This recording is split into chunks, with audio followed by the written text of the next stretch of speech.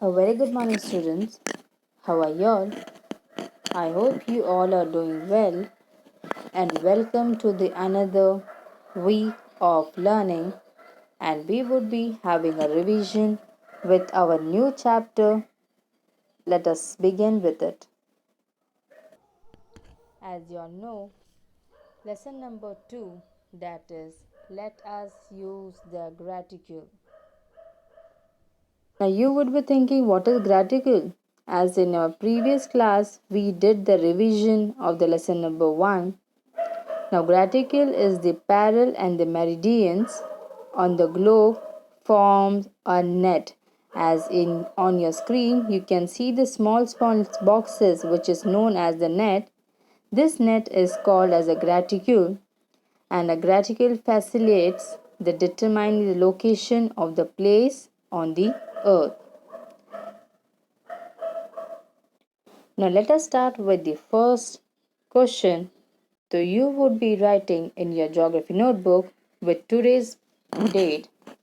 With begin with the new page. You would be writing today's date 13 October 2021. Lesson, let us use the graticule, and revision 5. Now the question number 1 is the place a tick mark against the correct option.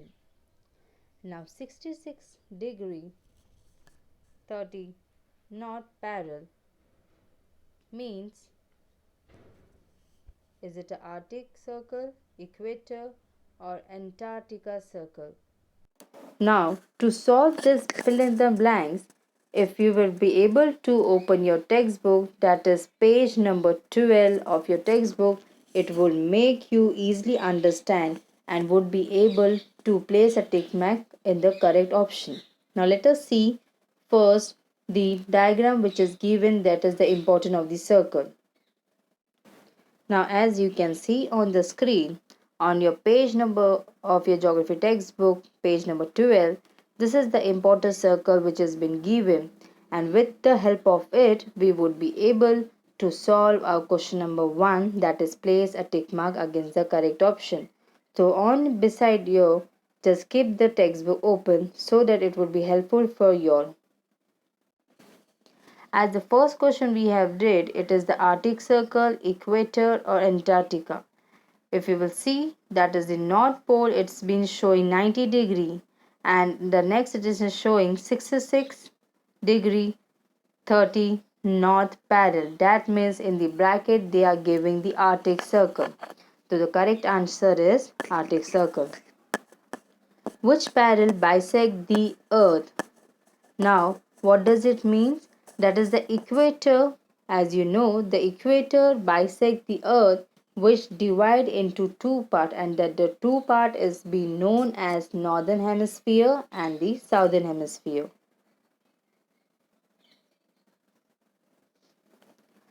Now, the question number 3, what is the angular distance of the Arctic Circle from the North Pole?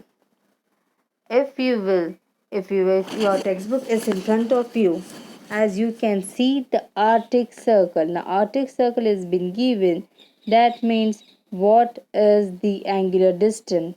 Whether it is 66 degree 30, is it a 90 degree, or 23 degree 30? What is the answer, students? Where is the Arctic Circle? So the answer is 23 degree 30. Where do the prime meridian and the equator intersect each other? Is it a southern ocean, Atlantic Ocean, or African continent? The answer is Atlantic Ocean. Up to which parallel from the equator can the sun rays be perpendicular? Tropic of Cancer and Tropic of Capricorn, as you all know, till that area it would be having the parallel sun rays, and the other side, that is on the North Pole and South Pole, the sun rays would be falling in the slanting position, not in the perpendicular position or in the parallel position. Now the sixth question is, What would be the latitude of the place on the South Pole? Now, the latitude on the South Pole would be 90° south. Now, the next question, number 7. How much is the area of the country of Vatican City? Now, the Vatican City is 0.44 square kilometer is the answer. Now, let us move further with the answer the following question in one sentence each. But how many degrees in the earth axis incline? The earth axis is inclined by 23 degree. That means where from the Tropic of Cancer and the Tropic of Capricorn, as you can observe the figure which has been given on your page number 12, slowly the line that is it was a first it was a perpendicular line, but later on it started slanting.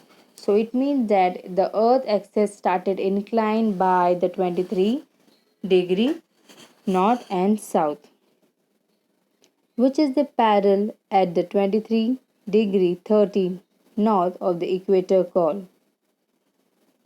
Now, when it is being said that is the north side, that means it is the Tropic of Cancer. So, the parallel at 23-degree 30 north of equator is called the Tropic of Cancer. What is the parallel of 23-degree 30 south of the equator called? It is known as Tropic of Capricorn. What is the parallel at 66-degree 30 south? It is called as Antarctica Circle. In which region can the sun rays be perpendicular on 2 days in the year? In the entire region between the Tropic of Cancer and the Tropic of Capricorn, the sun rays can be perpendicular on 2 days in a year. Which meridian is called the Greenwich meridian? 0-degree meridian is called as Greenwich meridian. Now students, while observing the figure which has been given on page number 12, that is figure 2.4, let us solve some of the questions. Now the next question is, state whether the following statement is wrong or right. Now the question number 1 is, while describing the location of the place, mentioning the meridian is sufficient. The statement is wrong. While describing the location of the place, mentioning the meridian as well as parallel is essential.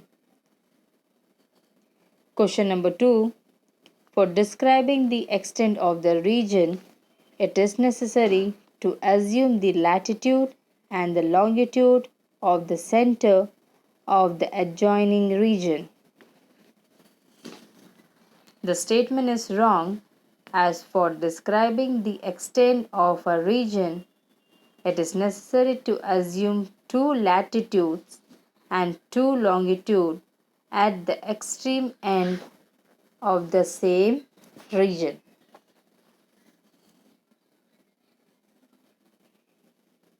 Question number 3. Location of a road can be described only with a map.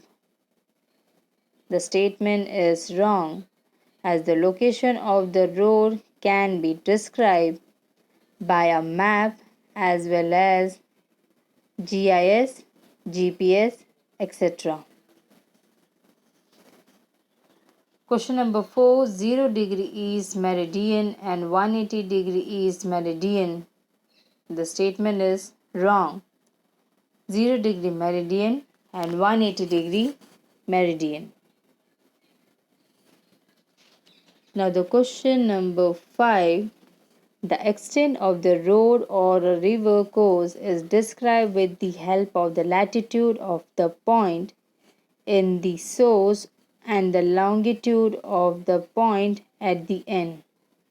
Now the statement is wrong, as the extent of the road or a river is described with the help of the latitude of a point as well as longitude of a point in the source and the longitude of the point as well as latitude of a point at the end. Students, I hope whatever the revision we did in today's lecture you would have copied down, and I need your notebook to be completed up till now. So the next lecture we will be continuing with the another revision of the new chapter. Thank you. Have a good day.